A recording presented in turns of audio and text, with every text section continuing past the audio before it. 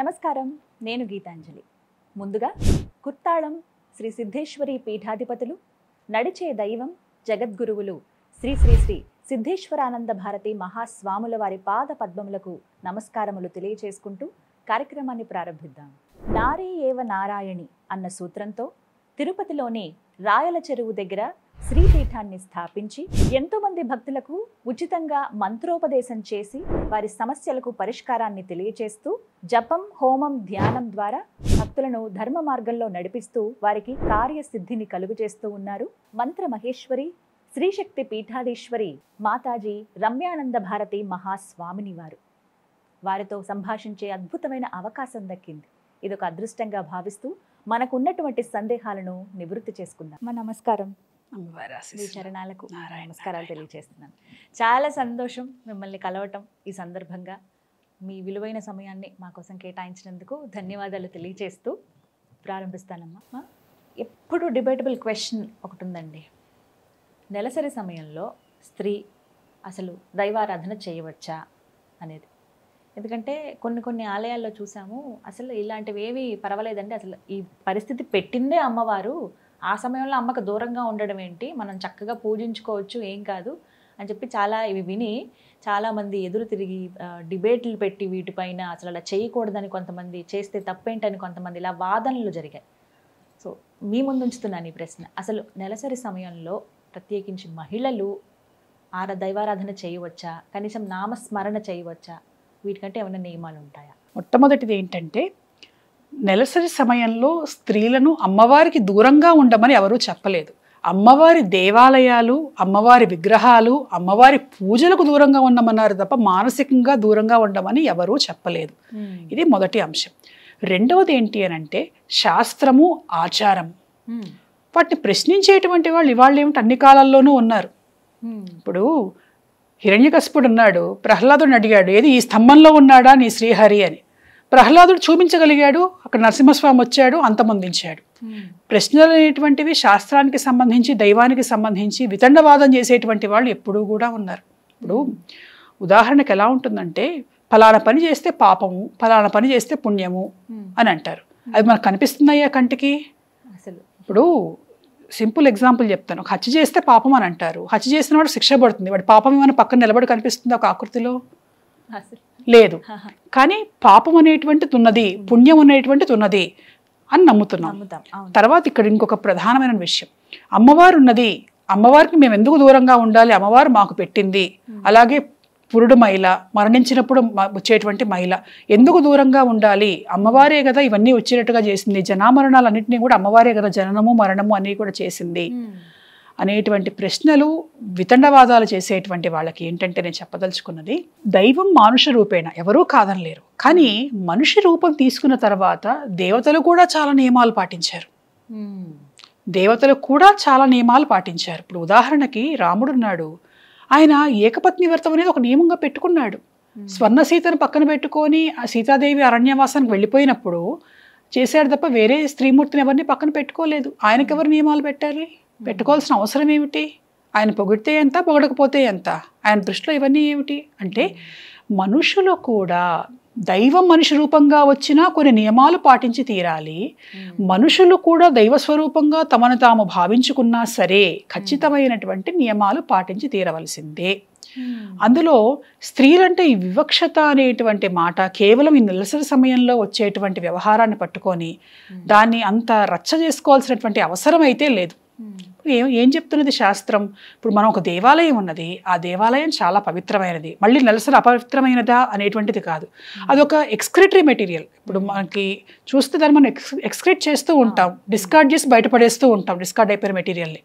సిమిలర్గా ఒక యూరిన్ ఎట్లాగో, ఒక స్టూల్స్ ఎట్లాగో, దీన్ని కూడా ఎవరు కూడా దాని ఇంట్లో పెట్టుకుని ఉంచుకోరు కదా, ఎందుకు బయటపడేస్తూ ఉంటారు?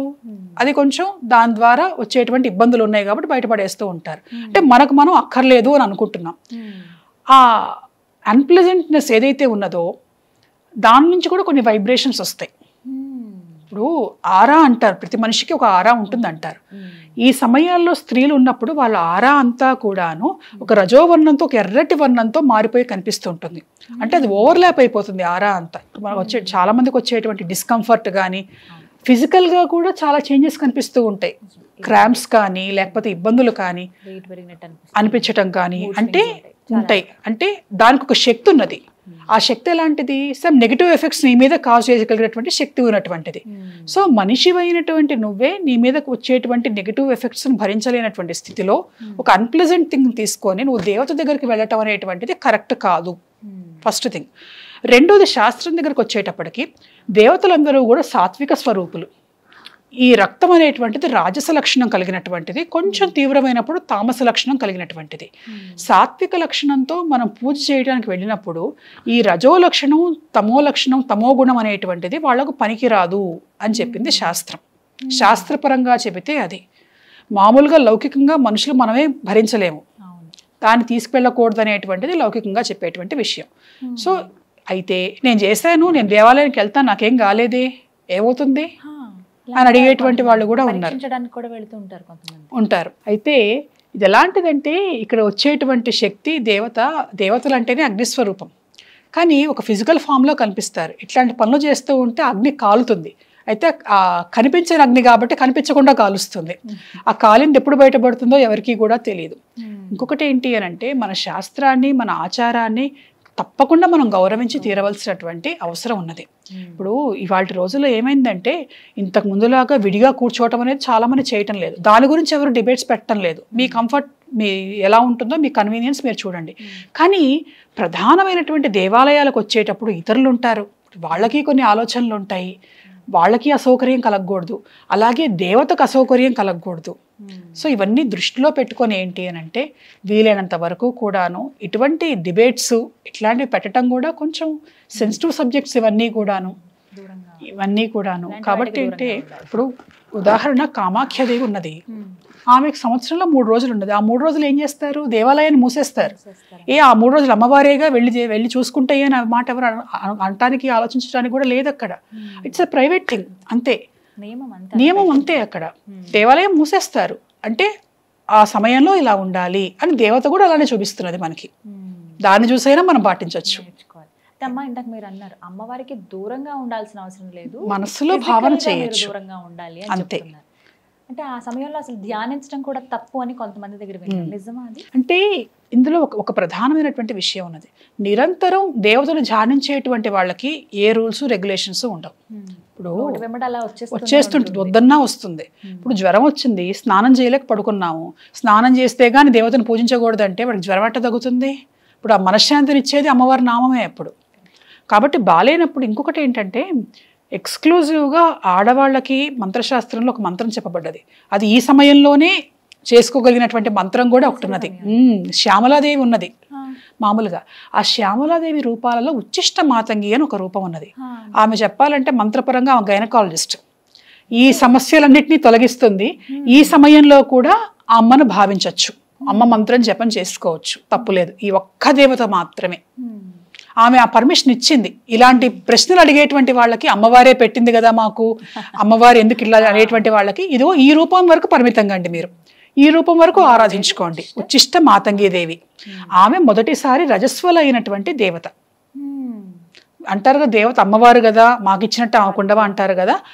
ఆ రూపం వరకు మీ ఆరాధన పరిమితం చేసుకోండి, వ్యక్తిగతంగా స్మరించుకోవచ్చు, ఏం తప్ప. స్మరేత్ ప్రథమ పుష్పిణీం, మొదటిసారి పుష్పవతి అయినటువంటి దేవతను నేను స్మరిస్తున్నాను అని ధ్యానం ఉంటుంది అందులో. కాబట్టి ఆ సమయంలో భావించండి, తప్పు లేదు, అంతవరకు తప్పు లేదు. కాబట్టి అమ్మవారికి దూరం అవ్వమని చెప్పటం లేదు, కాకపోతే మార్పు ఇదో ఈ రకంగా భావించండి. అది ఎన్ని రోజులమ్మా? ఖచ్చితంగా 3, 5, 7 ఎన్ని రోజులు? మామూలుగా అయితే 3 రోజులు, కానీ 4వ రోజు కూడా ఆగి 5వ రోజు దేవాలయానికి వెళ్ళమని చెప్తారు. అది కూడా ఏంటంటే ప్రాంతాన్ని బట్టి ఆచారం మారుతూ ఉంటుంది, కుటుంబంలో బట్టి ఆచారాలు మారుతూ ఉంటాయి. అయితే ప్రధానంగా ఒకటే ఏంటి అని అంటే దేవాలయాలకు వెళ్ళటం ఇటువంటివి చేయటం అనేటువంటిది మాత్రం ఆ సమయంలో చేయకూడదు, నిషేధం, అంతే. చాలా చక్కగా వివరించారు. ప్రతి ఒక్కటి కూడా అమూల్యమైనవి, అందరూ తెలుసుకోవాల్సిన విషయాలు. చాలా సంతోషం అమ్మా, విలువైన సమయం ఇది మా కోసం కేటాయించారు. అదృష్టంగా భావిస్తున్నాం. మీరు మళ్ళీ అవకాశం దొరకాలని కూడా కోరుకుంటున్నాం. తప్పకుండా అమ్మవారి ఆశీస్సులు ఉంటాయి.